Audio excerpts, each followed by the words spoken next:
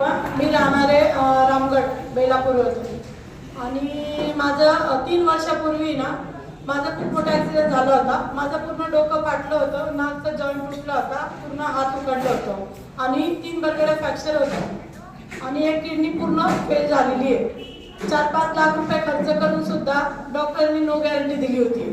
2-3 दिवसाची गॅरंटी आहे म्हणून सोडून दिलं होतं घरी।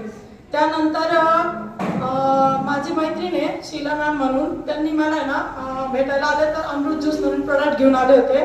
त्यानंतर त्यांनी मला अमृत ज्यूस दिल्यानंतर मी 7 महिन्याचा कोर्स केला, म्हणजे माझ्या पूर्ण शरीरामध्ये जीव नव्हता।